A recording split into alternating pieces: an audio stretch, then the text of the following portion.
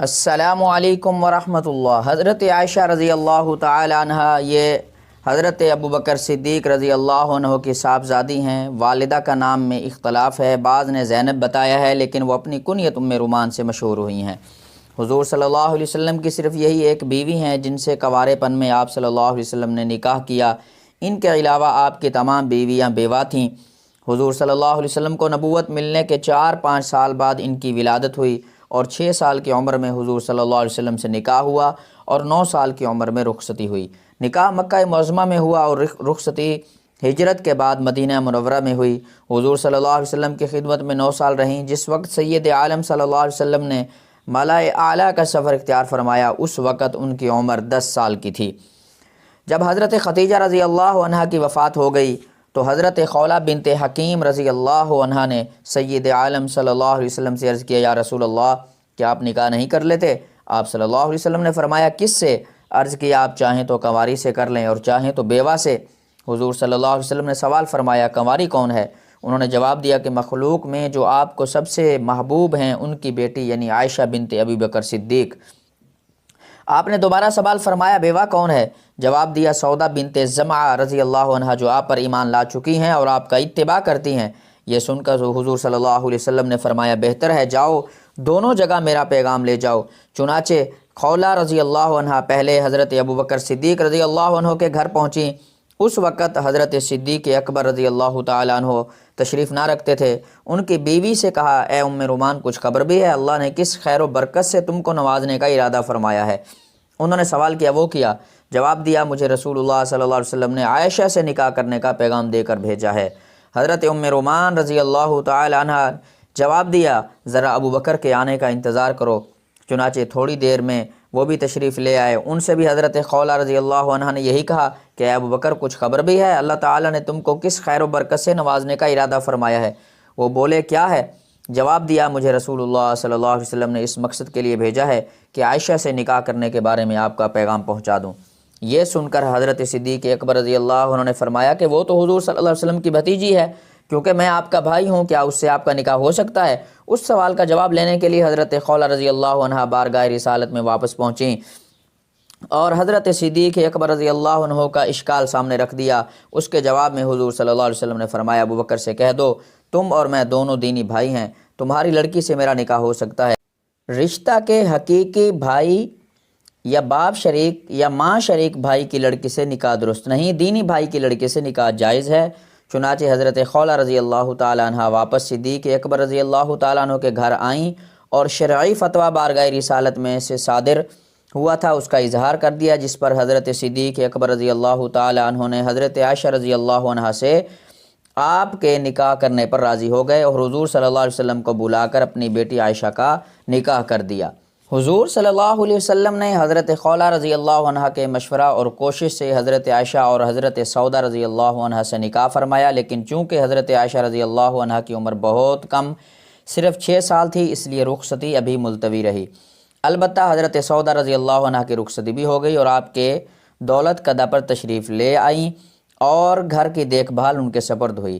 اس کے بعد ہجرت کا سلسلہ شروع ہو گیا اور حضرات صحابہ کرام رضوان اللہ علیہم اجمعین مدینہ منورہ میں پہنچنے لگے، بلکہ اکثر حضرات تو حضرت صدیق اکبر رضی اللہ عنہ نے بھی بارہا حضور صلی اللہ علیہ وسلم سے اجازت چاہی، لیکن آپ صلی اللہ علیہ وسلم فرماتے رہے کہ جلدی نہ کرو، امید ہے کہ اللہ تعالیٰ نے کسی کو تمہارا رفیق سفر بنا دیں۔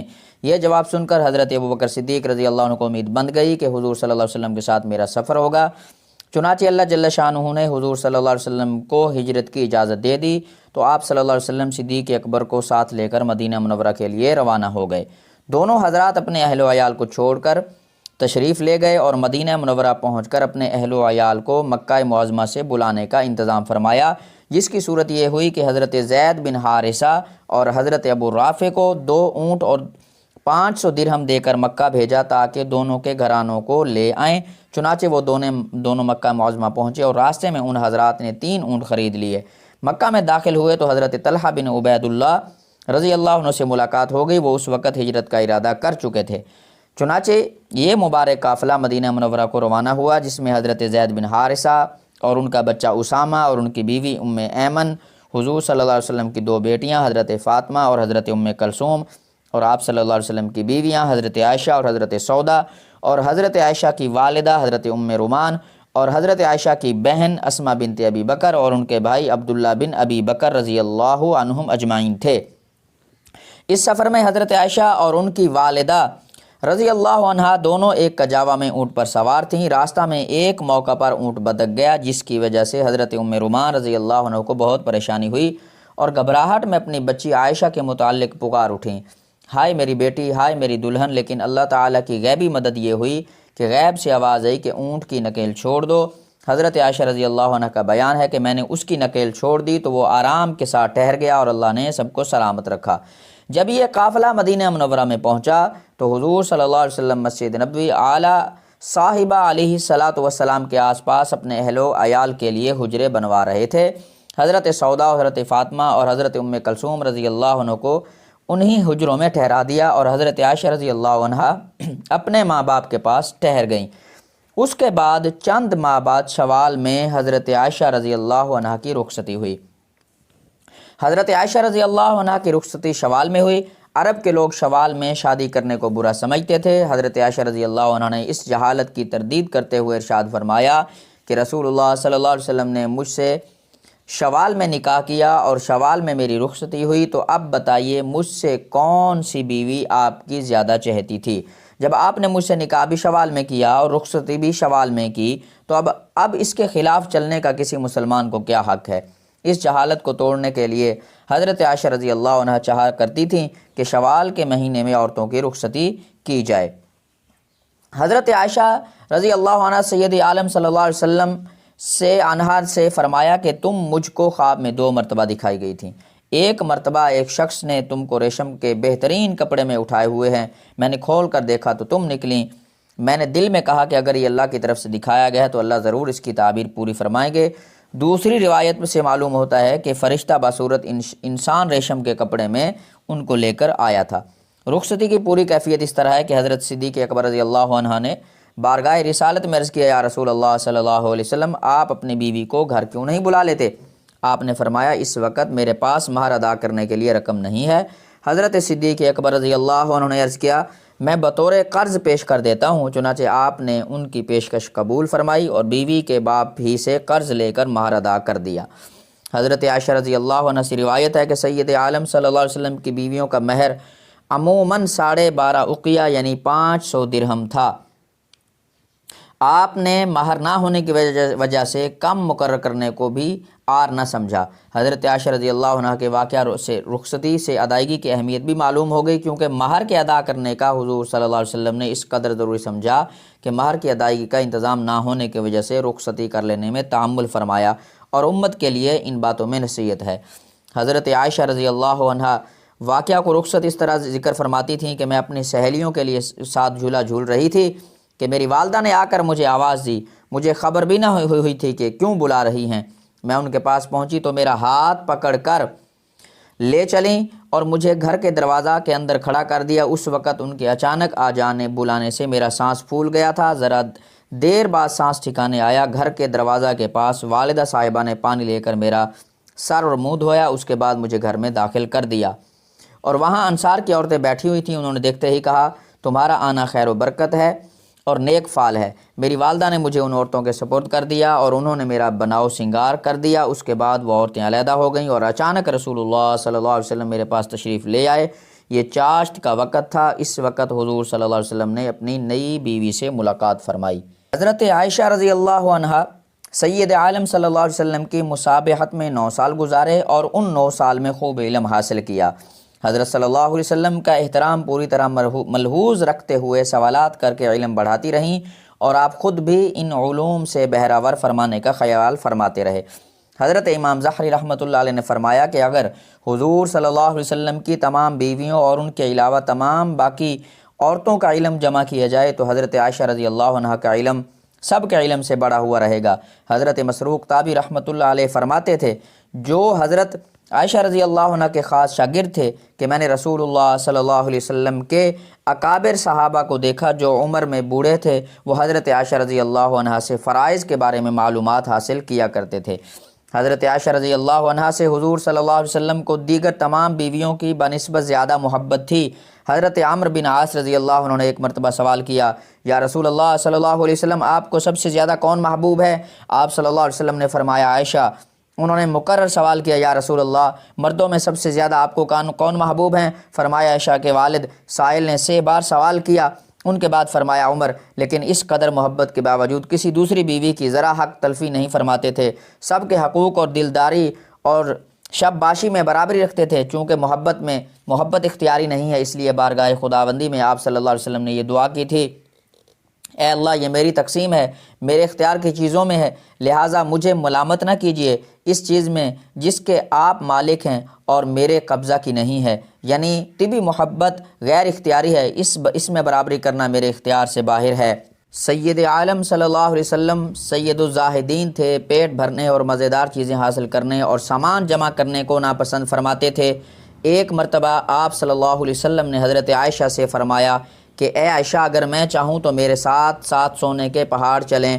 میرے پاس ایک فرشتہ آیا جس کی قامت کا یہ عالم تھا کہ اس کی کمر کعبہ تک پہنچ رہی تھی۔ اس نے مجھ سے کہا کہ آپ کے رب نے آپ کو سلام فرمایا ہے اور یہ فرمایا ہے کہ اگر تم چاہو تو عام بندوں کی طرح بندہ اور نبی بن کر رہو، اور اگر چاہو تو نبی اور بادشاہ بن کر رہو۔ میں نے اس بارے میں جبرائیل علیہ السلام کی طرف مشورہ لینے کے طور پر دیکھا تو انہوں نے اشارہ کیا کہ تواضع اختیار کرو، لہٰذا میں نے جواب دے دیا کہ میں نبی ہوتے ہوئے عام بندوں کی طرح ہو کر رہنا چاہتا ہوں۔ اس روایت کو کرنے کے بعد حضرت عائشہ رضی اللہ عنہ نے فرمایا کہ اس کے بعد سید عالم صلی اللہ علیہ وسلم تکیہ لگا کر کھانا تناول نہیں فرماتے تھے، اور یہ فرمایا کرتے تھے کہ میں اس طرح کھاتا ہوں جیسے غلام کھاتا ہے، اور اس طرح بیٹھتا ہوں جیسے غلام بیٹھتا ہے۔ حضرت عائشہ رضی اللہ عنہ نے ایک مرتبہ اپنے بھانجے حضرت عمرو بن زہری رضی اللہ عنہ سے فرمایا کہ اے میری بہن کے بیٹے، سچ جانو ہم 3 چاند دیکھ لیتے تھے اور سید عالم صلی اللہ علیہ وسلم کے گھروں میں آگ نہیں جلتی تھی۔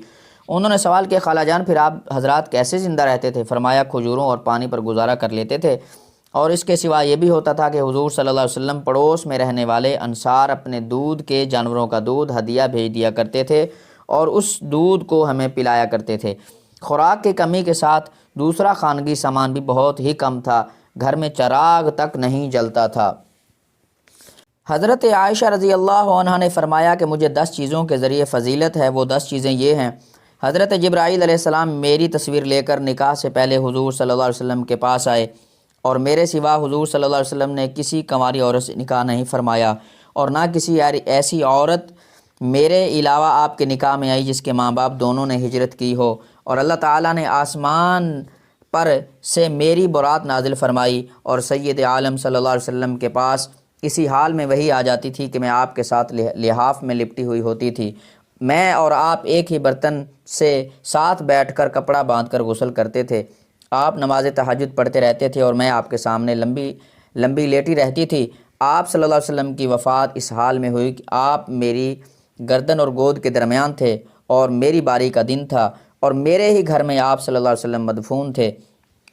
دوسری روایت میں ہے کہ حضرت عائشہ رضی اللہ عنہ نے اپنی خصوصیات میں یہ بھی ذکر کیا کہ میں نے حضرت جبرائیل علیہ السلام کو دیکھا، اور میں رسول اللہ صلی اللہ علیہ وسلم کی سب سے زیادہ محبوب بیوی تھی، اور جس وقت آپ صلی اللہ علیہ وسلم کی وفات ہوئی اس وقت آپ کے پاس میرے اور فرشتوں کے علاوہ کوئی موجود نہ تھا۔ حضرت عائشہ رضی اللہ عنہ پر ایک بہت بڑا بہتان لگا کہ عبداللہ بن ابی کی طرف سے، تو اللہ تعالیٰ نے حضرت عائشہ رضی اللہ عنہ کی پاک دامنی کے لیے قرآن کریم میں 17 آیاتیں نازل فرمائیں، جس کی آخری آیت سبحانک ھذا بہتان عظیم تھی۔ حضرت عائشہ رضی اللہ عنہ کی وفات جو ہے ماہ رمضان المبارک 17 رمضان المبارک میں ہوئی، اور ایک قول یہ بھی ہے کہ ان کا سن 57 ہجری ہے۔ اور سلمہ رضی اللہ عنہ نے فرمایا کہ عائشہ کے لیے جنت واجب ہے، اور یہ بھی فرمایا کہ خدا ان پر رحمت کرے، وہ اپنے باپ کے علاوہ حضور صلی اللہ علیہ وسلم کو سب سے زیادہ پیاری تھیں۔ وفات کے قریب وصیت فرمائی کہ میں رات ہی دفن کر دی جاؤں، چنانچہ وطر نماز کے بعد جنت البقیع کے سپرد کر دی گئیں۔